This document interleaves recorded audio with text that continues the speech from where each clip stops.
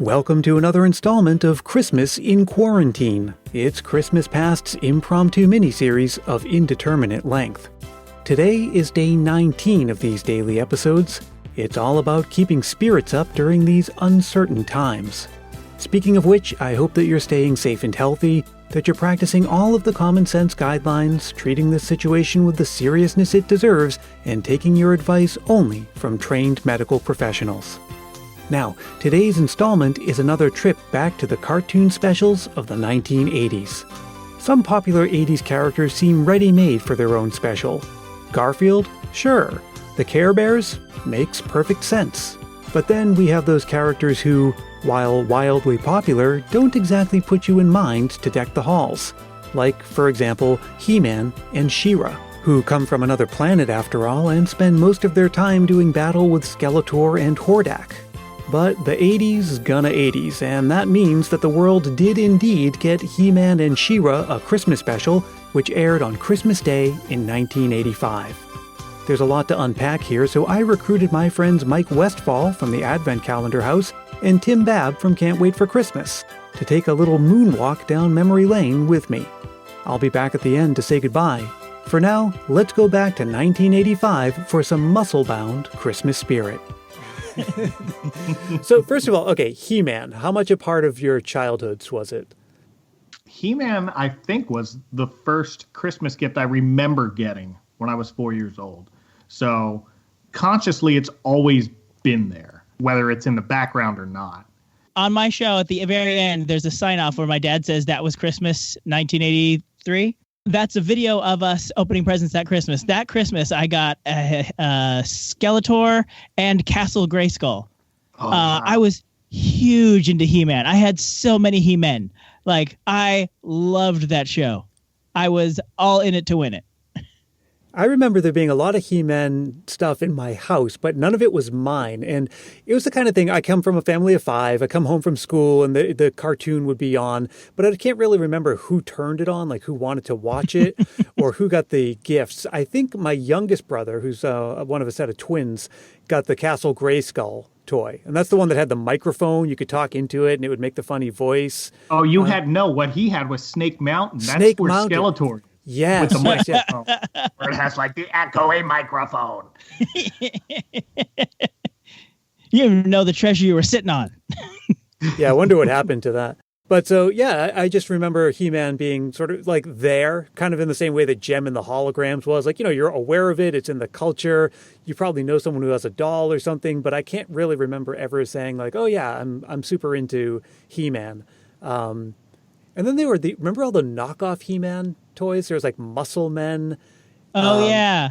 It was kind of like when Transformers came out and then the GoBots came out. You know, there's always going to be some sort of off-brand He-Man, but I can't remember if it was Muscle Men or something else. I vaguely remember what you're talking about.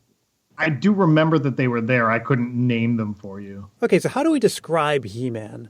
Like the world of He-Man. It's like a medieval fantasy. Like it's not fantasy like dragons and stuff, but it kind of is.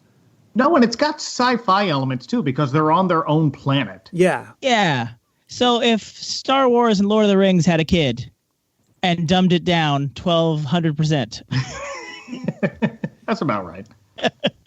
Because there's all kinds of palace intrigue, right? You know, there's a king and a queen. There's I think like the hairstyle and the style of dress kind of suggests something Lord of the Rings-ish, right? Like medieval. Or at least medieval or something like that. But yes, they live on Eternia. And I didn't know until watching this that He-Man's mother was from Earth. Yes, yeah. She was a NASA astronaut who crash landed onto Eternia, decided I want this life now, and marries the king of the planet. As you do. Yeah. It's kind of like isn't Spock? He's half human. His mom is from Earth or something like that. Yes. I was never hugely into Star Trek, but I think that rings a bell.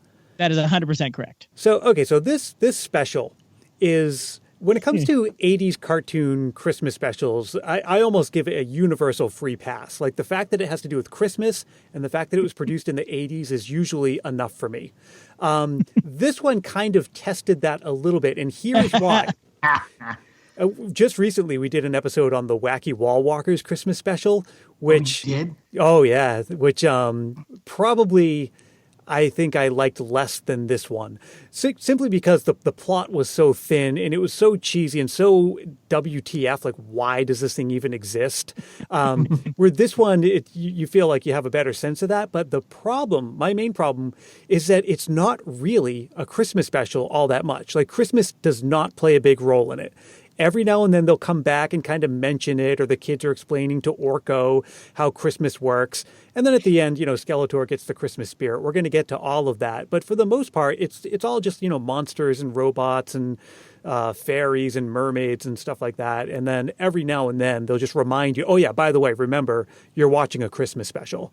And so this is how it starts out. We have this cold open where we're on Eternia, and it's this sort of festive scene where the whole family is decorating.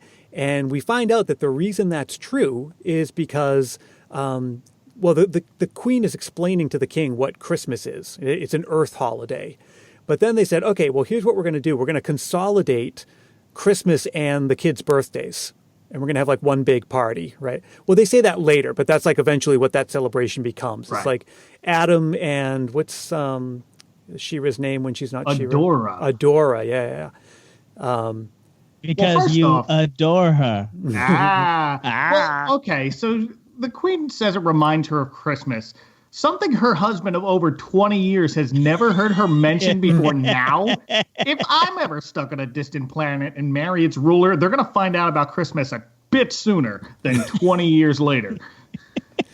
Also, He-Man and She-Ra are supposed to be around 20, 21 years old right now. That gave me such unreasonable expectation of what I would look like when I grow up. Yeah, and how do you didn't look like Adam when you were 21? I sure didn't. Except for the haircut. Look closer to Orko. But also, how do you raise kids into their 20s without one of the parents knowing what Christmas is? I don't know. But anyway, very festive scene going on. Man-at-Arms is doing his thing. And what was He-Man's, the tiger that turned into a bigger tiger when he had... Cringer. Oh, that was another thing. We had a Cringer. You know those rocking horses, but it doesn't rock. It's sort of mounted on a frame with springs so you can like bounce up and down. Oh, yeah. Yeah. You had a Cringer one? There was a Cringer one of those that was in my house. It must have belonged to my youngest brother. It was pretty cool. Why would you want Cringer? You'd want Battle Cat. It probably was Battle Cat. So Battle Cat is like... Yes, what Cringer turns into. But right. Cringer / Battle Cat is totally absent from the special. Like, he played a big role in the after school episodes, like the actual series. He's just... You see him in Eternia as part of those decorating scenes, but like he doesn't come along for anything. He's just kind of in the background, doesn't have any lines. He just sits there for the whole show. They were mashing up the She-Ra universe and the He-Man universe. They didn't have time for all the characters. They got them all in the background, though. I mean, everybody can't have an arc. We can't have we can't have Cringer's Christmas arc. But okay, so here's looking over all of my notes and having watched it a couple of times. This is a very, very eventful plot. Like, a lot of stuff happens.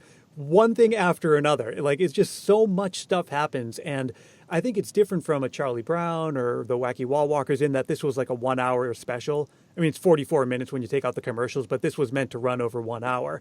And so a lot of stuff happens, but it gets almost convoluted at certain points. So, okay, so we have... Go ahead, Tim. I was going to say, if you watch it on YouTube, you will not cut out the commercials because every 4 seconds it interrupted with an ad. Oh, really? I was like, oh, all right already. Stamps.com. I get it. Oh, wow. I did not have that experience. I don't know why that would be true. Maybe I picked the wrong upload.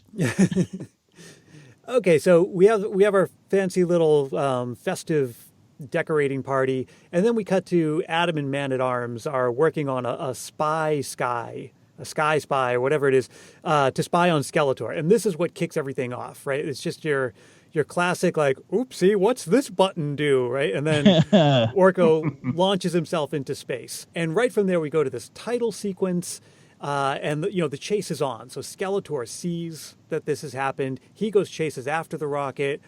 Adam changes into He-Man. All of this happens within the first couple minutes. I have the power, blah, blah, blah. He goes up to try to stop the rocket, but he gets captured by Skeletor. Some little tractor beam things come off the ship and kind of capture him temporarily. Then Adora shows up, and then they chase after the Sky or the Sky Spy, and then they escape from Skeletor and they go back home, and then Orko is left in the Sky, and that's the end of that's where we get to the first commercial break. So that's our cliffhanger. Now, the reason they were able to escape from Skeletor is because Skeletor let the person flying Skeletor's battleship is a monster with two heads that never agree with each other. Yeah, let that guy fly the ship. Rookie mistake, Skeletor. So that is our cliffhanger, right? What's going to happen now? Orko is in this ship. He-Man, or not He-Man, he's still Adam. Well, no, he was He-Man, but he was He-Man at this point. Are back home. They need to come up with a plan, and we cut to commercial. So now when we get to the Act 2, Orko has crash landed into Earth, right? Apparently that's where their ship was headed, or that's where he pointed it anyway. Not really sure how long it took him to get there or where Eternia is in relation to Earth. In the Wacky Wall Walkers special, it's 2,000 years away from their planet to Earth, so maybe we can assume it's something similar.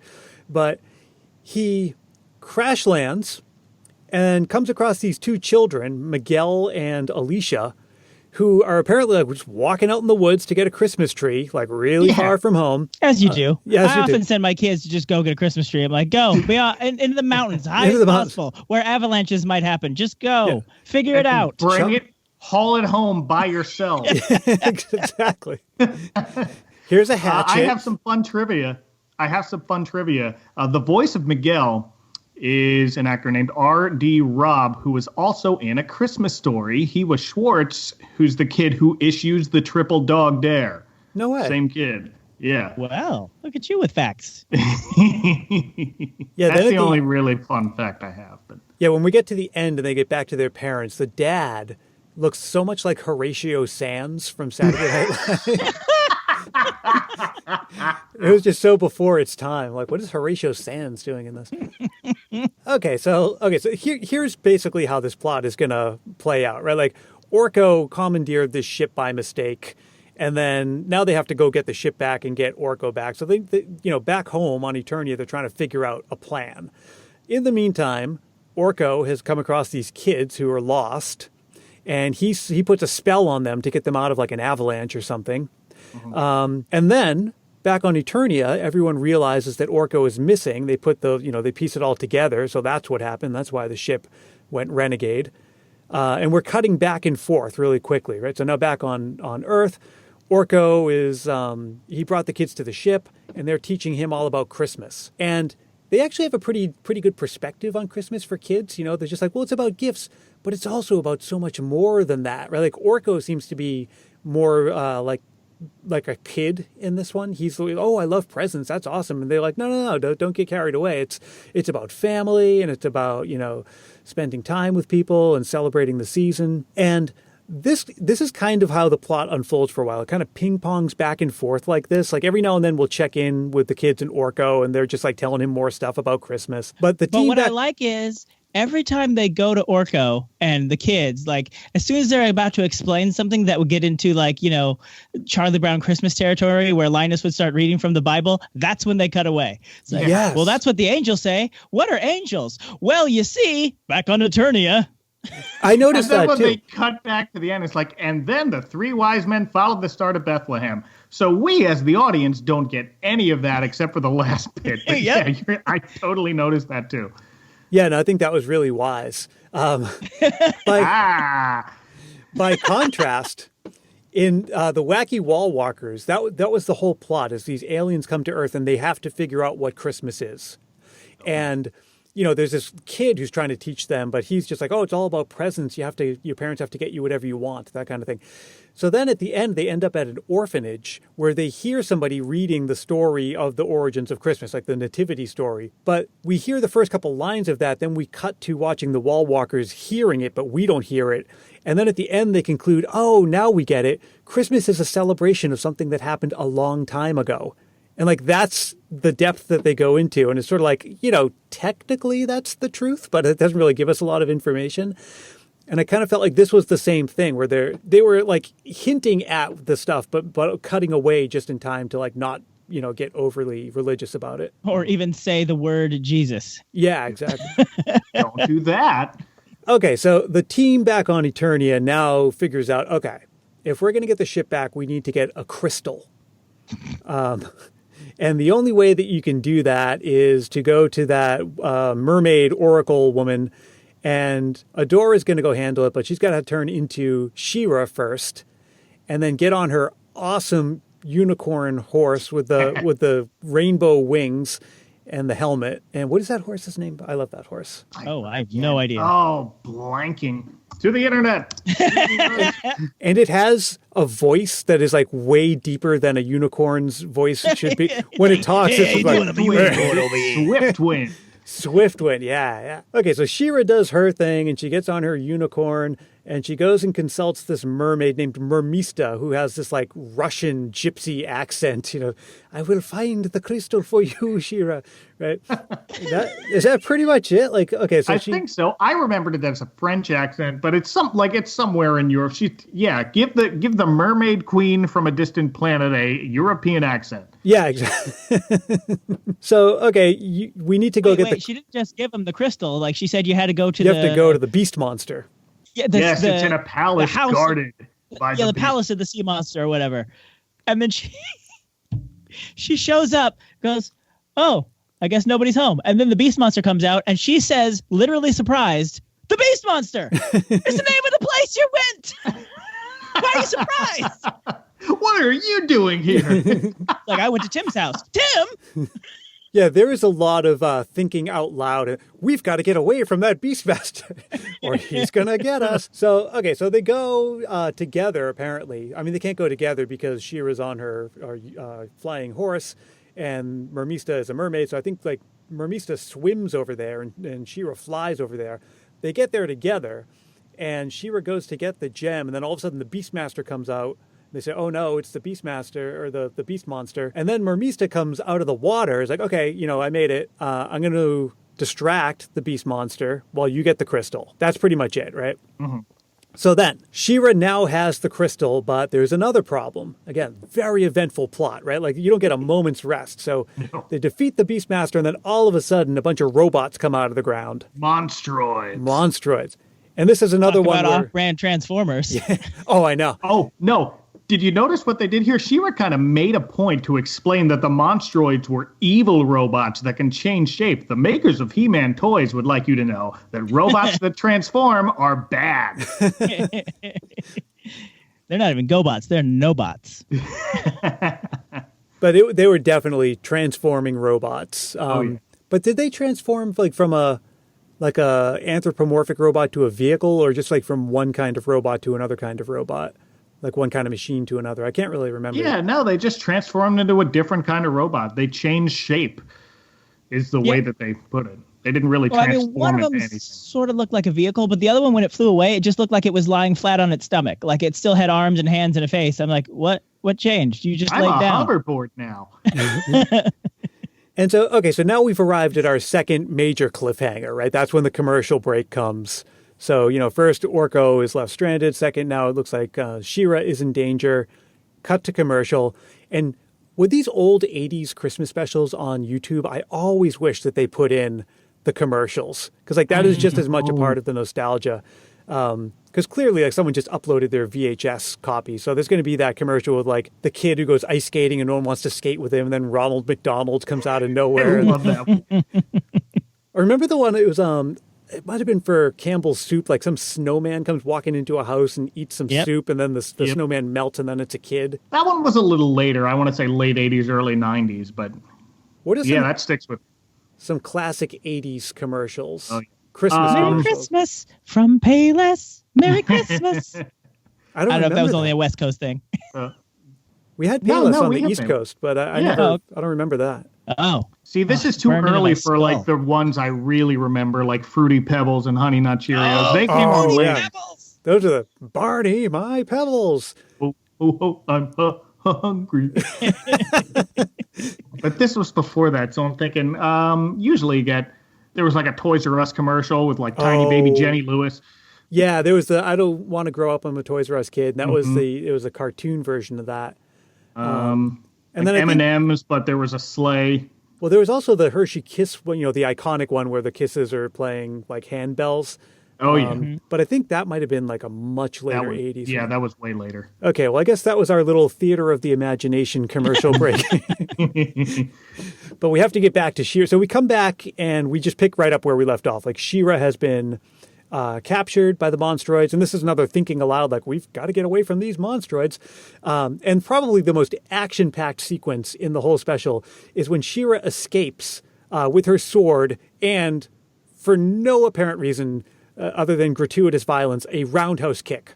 So remember, like, she's encased in this bubble that she breaks out with her sword and then just like does this dope 360 roundhouse kick and just like breaks out of it. And then that's just to show off that She-Ra is way better of a hero than He-Man ever was. Yeah, I think we can all agree on that, and definitely has better transportation. Absolutely. So okay, that's because He-Man wasn't allowed to punch anybody. Is that right? Yeah. He never punched another sentient being in any of his cartoons. No, he always like lifted them up and just threw them a mile. Because they were one of the first cartoons that was essentially just a commercial for the toy. And so they knew the FCC was going to be watching them closely. So he only ever punched robots or threw people in a lake.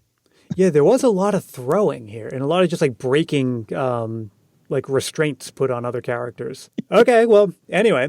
So I guess She-Ra can kick. Yeah. So, well, yeah, but only an inanimate object. Take that, inanimate object. Yeah. You're a robot. I think she was encased in some kind of like orb, right? She was. Yeah. Oh, yeah. That's right. And that's what she used her sword on. I think the sword became hot and she sliced through it and then kicked out an opening for herself. So anyway, she now has the crystal. She brings it back. Man-at-Arms, like, okay, according to my calculations, this crystal should do something. Which it does. And so now they can find the ship. And now we cut back to Earth, where Orko and the kids get accidentally transported back to Eternia, right? Because the crystal was to get the ship back. So the ship takes off, flies back to Eternia, but the problem is, like, the kids are still in it. So, now what are we going to do? And so this is where it just becomes almost like Star Wars. Like, as the kids are flying to Eternia, we get, is it Hordak? No, not Hordak. Horde Prime. Horde Prime, yeah. And I didn't know that was a thing until this. Like, I didn't know Skeletor had a boss. Yeah. I don't think it was a middle thing management. Until this. I think this is where they introduced Horde Prime.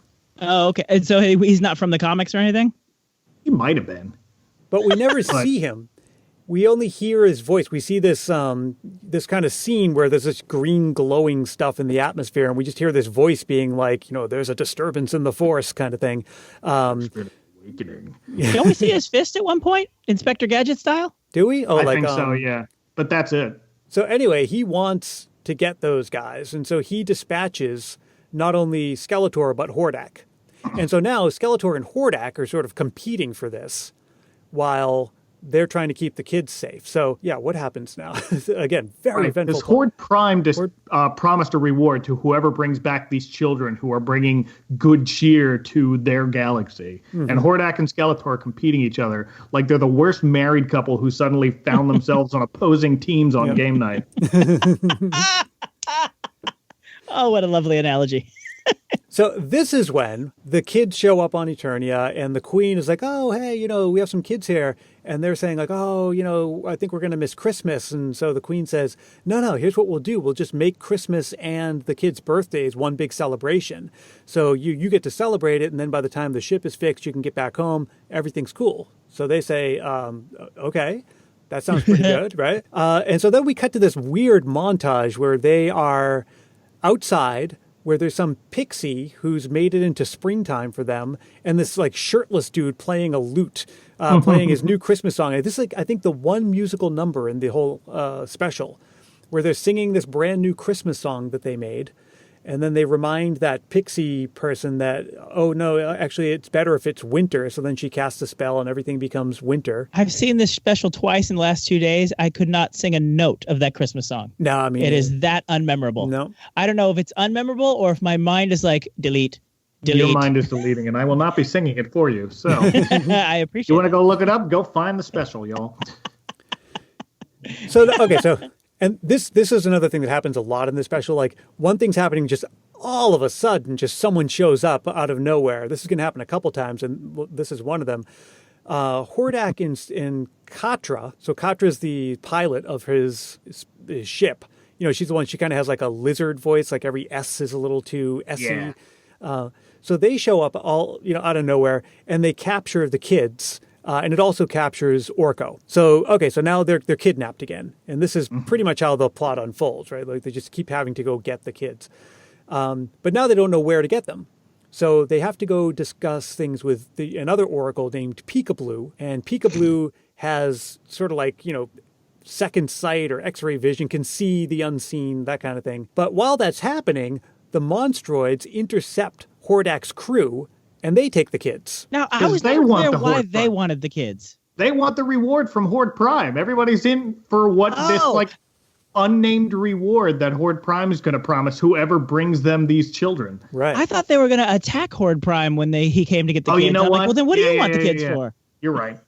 You just want. I think he's luring meaning Horde to Prime adopt. To like, them. what is with? That's right. But anyway, so now they have the kids as bait. And Peekaboo sees this. But they're like, okay, but don't worry. The Mancheens are going to save them. So we cut to Orko and the kids, just like they're in a jail cell somewhere. I don't know where they were taken to, but they're like just somewhere where they could be imprisoned. And this Mancheen shows up and says, yeah, don't worry. Like the other guys, they're our enemies. And so we're going to get you out of here. And they do. And it's very temporary. Like, okay, you know, all of us Mancheens, we're going to be on the run from the other robots, but then they get captured again, like in pretty short order, right? Their freedom is very short-lived. They get captured again, and then now we're at another cliffhanger, and then we go to another commercial break. Yeah, these kids are pretty tolerant of what's going. Like an alien has shown up using magic to levitate them after they've just missed being killed by an avalanche. Then they've been transported to another planet where now they see that there are flying unicorns and magic wizards. Then there are machines that can transform and talk. And then more machines that break them out. And they're just rolling with the punches like, well, yeah, it's Tuesday. You know what I mean? Yeah. It's time for machines and other planets. This is an emotional roller coaster for these My people. dad sent me out to bring a Christmas tree back to the house. Like a real kid would be melting down, right? Like, what? So the Mancheens are also robots, but they're smaller, these like cute little robots. And it's a miracle they didn't make them as collectible figures. There are no Mancheen toys, and that blows my mind, especially considering how many of them we see in this special. Unfortunately, none of them are voiced by Martin Sheen or Charlie Sheen. Missed opportunity. But so what are the Mancheens, like, what is their deal? They're really small. They're a lot smaller than the Monstroids. They apparently like can move, right? Like some of them are like vehicular. You can, you know, ride them. Some of them are just more, one of them is like a dog. One of them's a dog. One of them has scissors on his head. Yeah, there's just this That's how they mishmash break them out. of machine people. And you don't really know what their deal is. Like they just show up to help break the kids out, and that's pretty much it. That is it. I mean, they were one Mattel exec's fever dream come to life. And that was the 80s. I could totally see them being like a prize in a Happy Meal or something like that. No, it's a miracle they didn't make that in the toys. Like in the 80s, it did not take much for, if something was marginally popular, you would have your own breakfast cereal, you'd have a Saturday morning cartoon, you'd have a full line of merchandise. There'd probably be like a record or a tape. Like I remember when wrestling was super popular, and they had, you could buy like a WWF rink or ring, and then they had the rubber figures, and we had a Hulk Hogan. Yeah. And, you know, if you threw it, it would do a flip because, you know, the toes were springy. But then also there was this Hulk Hogan tape where he was singing this song called Real American. And it came with a bunch of like Hulk Hogan exercises. Like this was just a decade where they really figured out how to milk every merchandising opportunity possible. They had the rock and wrestling Saturday morning cartoon. Yeah. But do you remember they also had that, they put out an album. The WWF put out an album. The wrestling album or the WrestleMania album? No, WrestleMania, the album came later, but something like that. It was that, where they sang like Tutti Frutti and Mean Gene Okerlund sang a verse of Tutti Frutti. Yeah.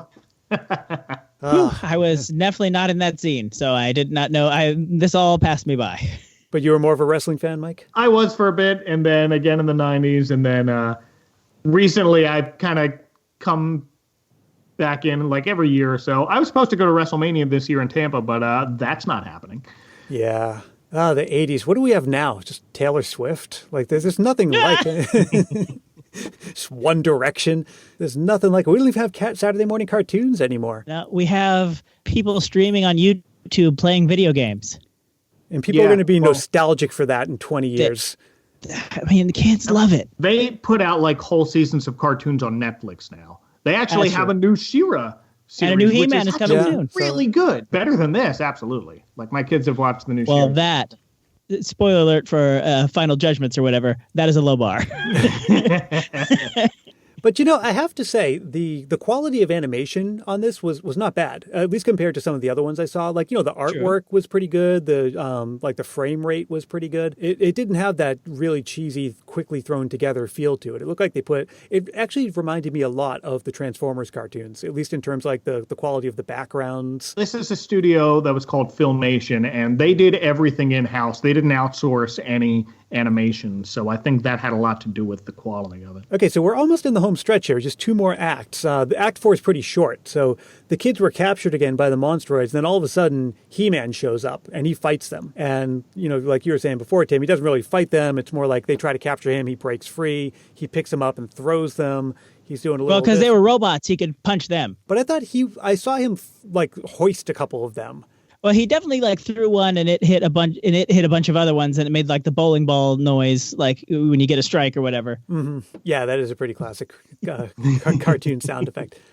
Okay, so then he's doing all that. Then, She-Ra comes flying out of the sky. She joins the fight. More machines show up, right? Things are looking pretty good. But then all of a sudden, now Skeletor shows up. So this is just a lot of like, what are you doing here? What are you doing here?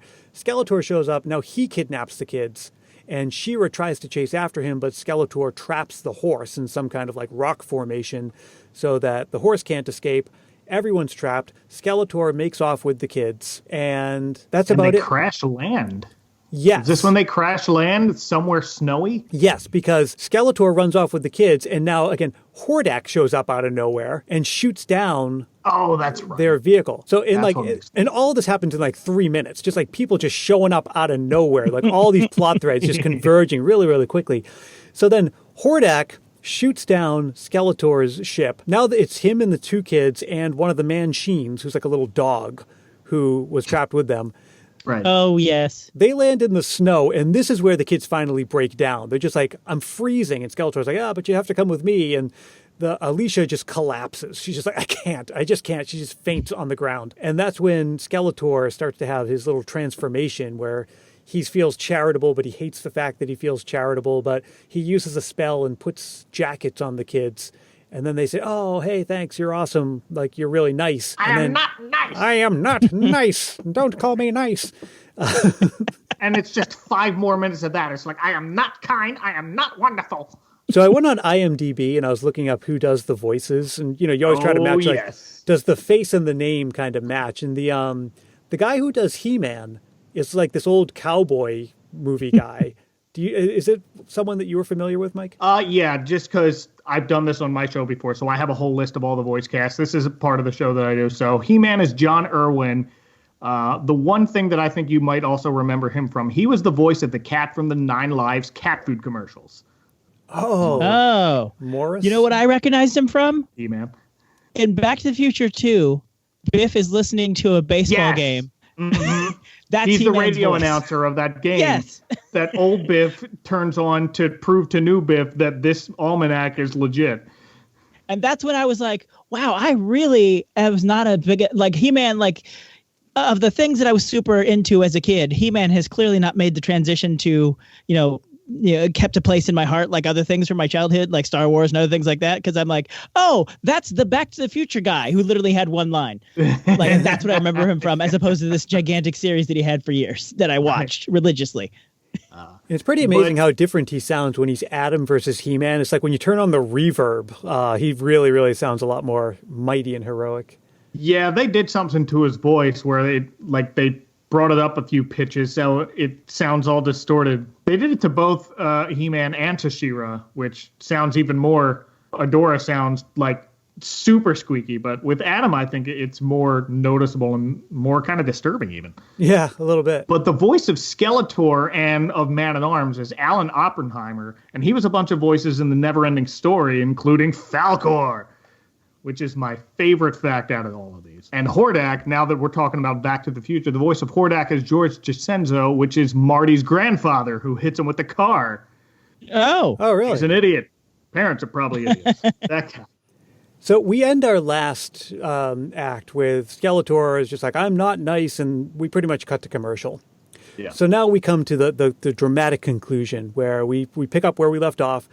The kids are explaining Christmas to Skeletor, and Skeletor, it becomes almost like an Abbott and Costello routine. Like, oh, it's awesome. It's like, oh, because everything's terrible. And it's like, no, because it's great. And it's like, oh, I don't like when things are great. I like when they're terrible. So would it be terrible for me? Fights are fun. I like fights. Yeah, exactly. And then, new character, a snow beast appears. Just out of nowhere. It's just like, oh, yeah. Lots and lots of just sudden appearances of things that you wouldn't have imagined.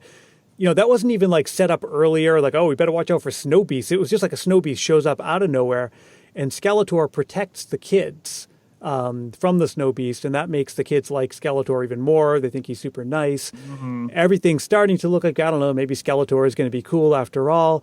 But before any of that, Hordak and He-Man and She-Ra, everyone shows up at the same time to try to take the kids. And this becomes like the final climactic battle. So all interested parties in these kids are present. They all just showed up out of nowhere. They're all going to fight. Hordak knocks Skeletor down. Right, he gets like knocked out for a while. Mm-hmm. Horde Prime shows up. Everyone's fighting still. Horde Prime now is about to capture the kids. So his little tractor arms are coming down from the ship. But just then, the dog licks Skeletor's face. And like this is sort of like, kissing Sleeping Beauty, right? The dog... Well, it's a dog. And Skeletor's face is a big old bone. That's all that was. No, gave him a puppy lick. And that's what makes Skeletor's heart grow 3 sizes. So then he realizes he has to make a crucial decision. Do I want the money, or do I want to save the kids? Right? He's like these two conflicting interests. But he gets the Christmas spirit and decides to shoot down Horde Prime's ship, which creates all kinds of other problems for him down the road. Right? He just shoots his boss's ship down, so he may have won the battle, but not the war. So then He-Man and She-Ra throw Horde Prime's ship into orbit, right? They both pick it up and just throw it so far that it leaves the planetary orbit and just flies away. As you do. And then the kids run up to Skeletor and like, oh, Skeletor, you're the best, Thank you so much for saving us. And then who says it? I think it's He-Man. It's like, well, I think you're feeling the Christmas spirit, Skeletor. And then, don't worry, Skeletor, Christmas only comes once a year. Thank goodness. Yeah, so they're all together, where Skeletor has saved the kids, and He-Man and She-Ra are the only ones left, right? Because Hordak and Horde Prime are gone at this point. So it's just the two of them, or 3 of them, standing with the kids. And then He-Man says, I think you've got the Christmas spirit. And Skeletor's like, oh, yeah, like, don't get used to it. And then we cut from that scene. But, like, when scenes like that cut, I always kind of like, well, what happened if they didn't cut away from that? So, guess you'll go that way. Guess we're walking home, or... Guess we'll split a cab, or how are we doing this? See you around, Skeletor. Now we end up back in Eternia. Everything's going to sort of tie up some loose ends. Adam, he's not He-Man anymore. He's back to being Adam. He's dressed up as Santa Claus. And what a disguise, by the way. No, I couldn't tell. Like, at all. People think Clark Kent Superman is bad. Like, he literally just changed his clothes. Like, there's nothing different about him whatsoever. Yeah. He got a white wig that was the exact shape of his actual hairstyle. Yeah. And just a beard. They say, okay, kids, you can go home now. But before you go, how about we give you these belts that let you fly? And they're like, okay, I'll take those. And that was pretty much it. Just presented without context. Here are some belts that allow you to levitate. Go back home. And they got to keep the coats from Skeletor. Yeah. So they go back home and they're telling, their parents, like Mom and Horatio Sands, what just happened to them. And parents are just like, oh, okay, we don't believe you. And they say, okay, well, fine. You don't have to believe us, but we're just going to like fly into our bedrooms now, if you don't mind. Pardon us. We're just going to tap these levitation belts and fly. Good night, Dad. The parents let it go awfully easily. Like, clearly they've been gone several hours. And when they show back up, they're like, where were you? Oh, there was aliens and this and that. Okay, well, clearly you made that up, but we won't press for any more details. Go to bed. Like that, no parent has ever just let it drop right there. Like, oh, what happened? Nonsense. Oh, okay, must be something legit then. Go to bed. Was this all supposed to have taken place over like one day? Or it seems I hope so. It seems like this is much too much to have happened in one day. But anyway, and that is pretty much the whole story. At some point, everyone says Merry Christmas. And that is it. So as a Christmas special, I don't think this is a very Christmassy Christmas special. Like they mention it a couple times, and they mention it when it's convenient, right? Because Skeletor has to get the Christmas spirit in order to save the kids. And I think they have to mention it when the kids show up on Eternia and the Queen is like, okay, we'll combine Christmas and the birthday celebration. I'm not really sure why that was necessary. I think it was just to sort of keep Christmas in the story. But otherwise, there's really, you don't really see too many Christmas trees or Christmas decorations. There's just not a lot of Christmas. It is a standard He-Man, She-Ra, battling robots kind of special where just every now and then they mention Christmas. I feel like it's 3 or 4 half-baked plot ideas that they just crammed into one and then sprinkled Christmas on the top of it and said, call it a day. I'm punching out. That is pretty much it. Because this is just far too many plot threads and far too many, just like, all these different interests. And really, if there's one central character who has an arc, it's Skeletor. But he's actually a pretty insignificant character in the story. Like he shows up and he's part of the events, but he's not really a main character, but he's the one who transforms the most. Other than that, it was really just how do we fill an hour? All right, I wrote the part in about the sea monster. Great. What are we at now? 22 minutes. Ah! All right, what if there's some transforming machines in there? What? Why would we have to just write it? Okay, we're up to 30 minutes. Ah! But like every true 80s cartoon, we do have that moment at the end. Well, Orko, what did you learn today? I learned that I like presents. Yeah. Oh, that's right. Yeah, there's a little tag after the last commercial. It was the same sort of vibe as this. Adam tells us not everyone celebrates Christmas, but the spirit of caring and goodwill is within all of us. And then Orko says something like, but presents are great too. Thanks for listening, and be sure to check out the show notes for links to Advent Calendar House and Can't Wait for Christmas, as well as the cartoon itself. And please do join me again tomorrow for another dose of Christmas in Quarantine. Until then, let me remind you that Christmas Past is produced in sunny San Mateo, California by yours truly, Brian Earl. You can drop me a line anytime, and I'd love it if you did, by writing to christmaspastpodcast@gmail.com, or you can find me on Facebook, Twitter, and Instagram. And if you haven't yet joined the Christmas Past private Facebook group, well, maybe today's the day you will. And if you're enjoying these daily episodes, I have a feeling you have people in your life who could also use a little Christmas spirit nowadays. So why not help more people discover this show? It's as simple as telling a friend about it or leaving a review on Apple Podcasts. These are both quick and painless ways to show your support, and they really do make a big difference in helping the Christmas Past family to grow. So if you do leave that review on Apple Podcasts, I'll even send you a Christmas Past sticker and a handwritten Christmas card as my way of saying thanks. You can message me for details about that. I'll see you again tomorrow, and until then, stay safe and healthy, look out for one another, and may your days be merry and bright.